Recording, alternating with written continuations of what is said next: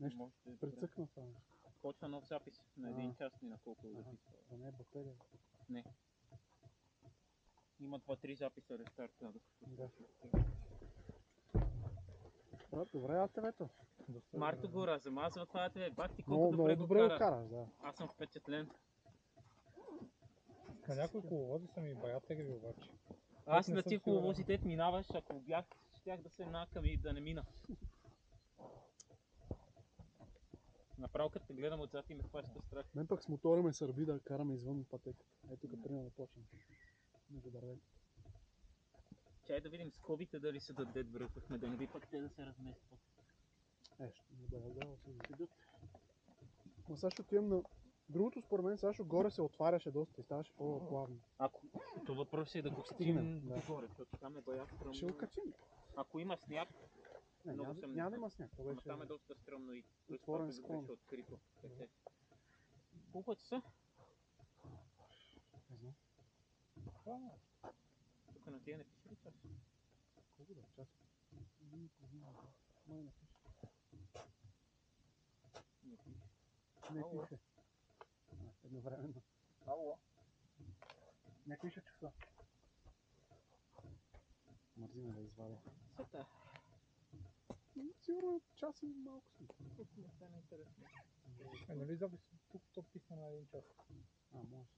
Аз не знам дали е на час или на 45 минути да са минали 2 пъти по 45.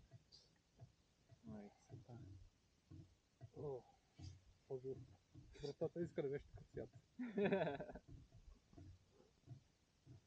Може без яка караш, но няма къде ще го сложиш. Може отпред да го вършиш на броня. Аз как съм така мокра, карам без яка, знаеш какво ще стана.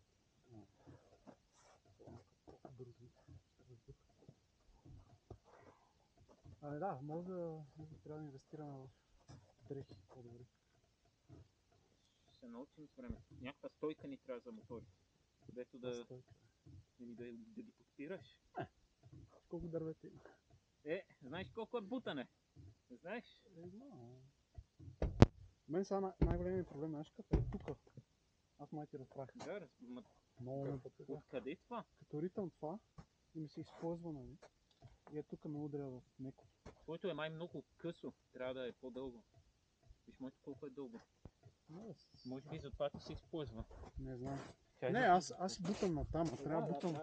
Трябва долу надолу да го натисна. Направо ми е долу. Трябва да почнеш да се пред възглавно. Като аз се възглавно. Не е често. Даже има такива да ти държи опуската. Може да се точно това. Просто ти го риташ не как трябва. Не трябва да ти се използва настрани.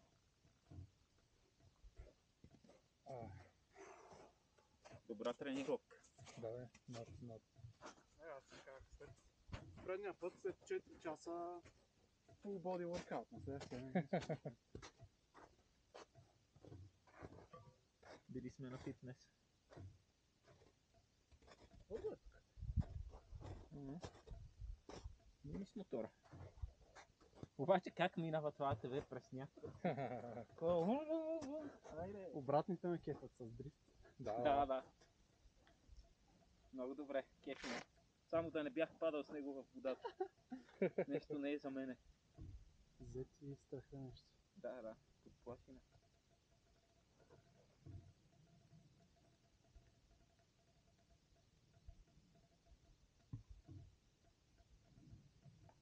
Тук му ще поизпинат малко. Но да, това дето бая бутаме сигурно ги натоварва, защото ще е яко. Нямаше ли да сипваме масло на АТВ-то? Ти погледна ли го това? Не видях нищо да има през прозорчето. Я погледни. Дай да светнем. Too late. То е too late, ама. Или е пълно, или е прав. За какво си го може?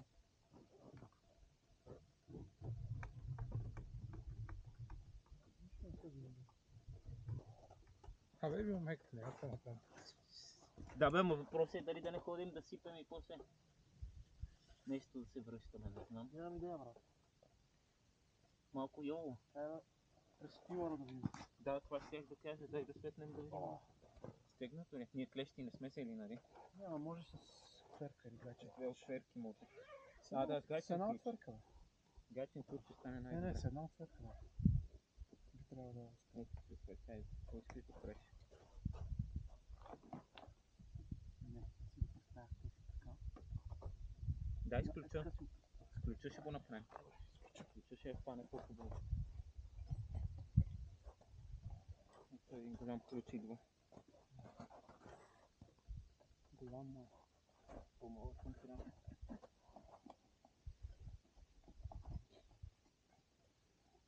Да я малко пък не знам дали ще стане това. Не. А така някак си. Но. Нещо.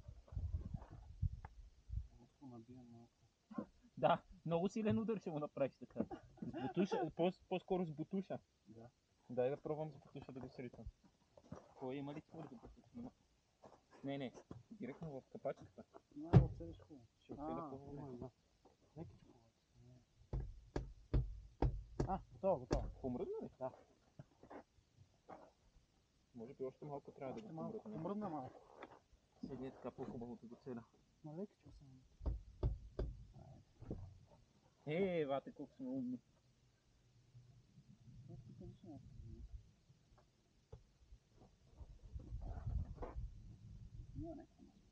Що ми има? Що ми е мокро? Тя ще му светне лампичката. Караме да тура светна лампа. Може да пробваме така да го запалиш, ако пръсне. Пръсне в очите. Нали това разправяше точно това. Това ми продаваше ледаската. Помниш ли? Нещо беше, ама съм забрал какво. Много приятел проверява маслото. Отворил той гледал, А другия запали. Цялото му лице черно. Дай да проверям страницата. Той ще почне да пуши, да бръмчи, ако няма масло. То вече е тулей тогава. Не, Ситроенката си бръмчеше без масло, сипах му и си вървеше. Брат, аз се прибрах от Витоша до София, бръмчеше на копеле. И аз викам, що бръмчи това нещо? Отваряме капачката, гледам това е на нулата, смисъл няма масло. Брат, как не са се стопили бутала и Брат, Citroen е цилиндри и всичко? железен. В смисъл не той, а стария, червения. Да. То маслото е optional за повечето коли. Принципно. Не го слушай. Дядо ми, нали ти казвам, вика, откак съм го купил Opel, той сега е на 25 години, не съм му сменил маслото. Ако е, то си има. И си кара. Crazy shit. Само никога не купил такъв човек. Щом работи. Берли. Берли. Какво повече му трябва?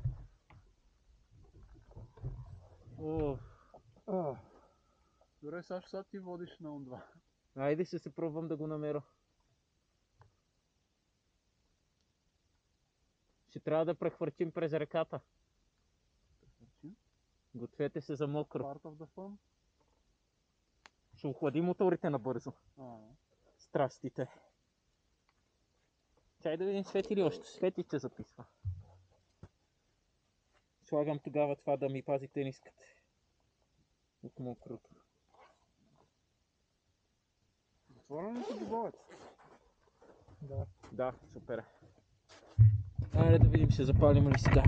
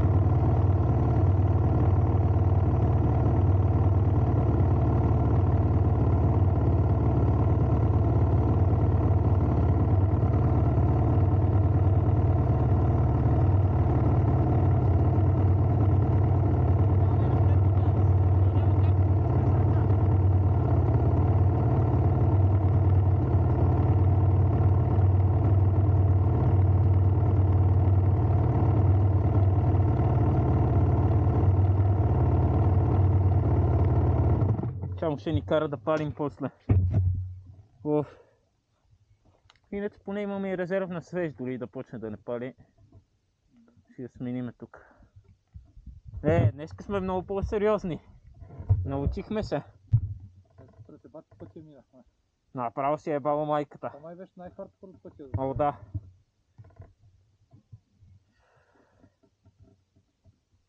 То ще и бая мокро и е тегаво. Като изсуши тук, ще е много по-добре за каране. Въпреки като това е слънца, бе. Да, знае, това е тук. Да ми е по-общо.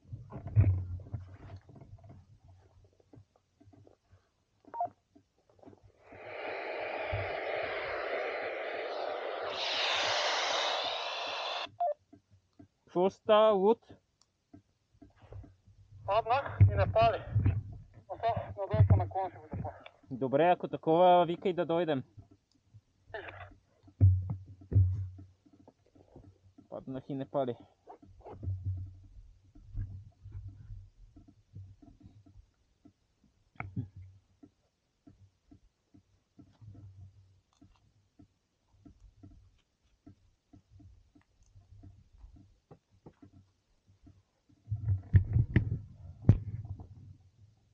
Иде.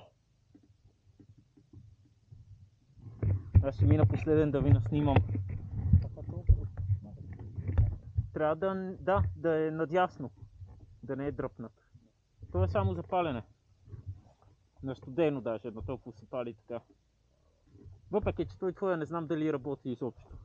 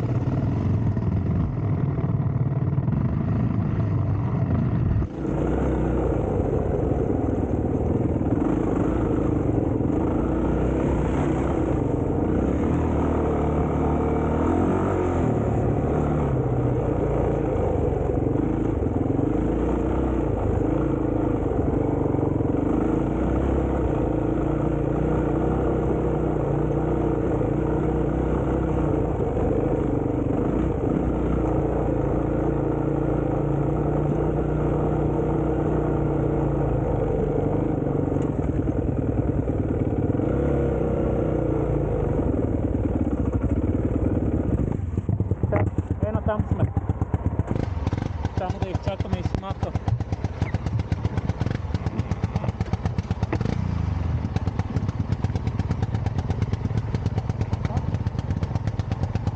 Там сме и там е вече нагоре. И после, виж Марто, там става бая стръмно, ако те е страх, връщаме. Смисъл, тествай го.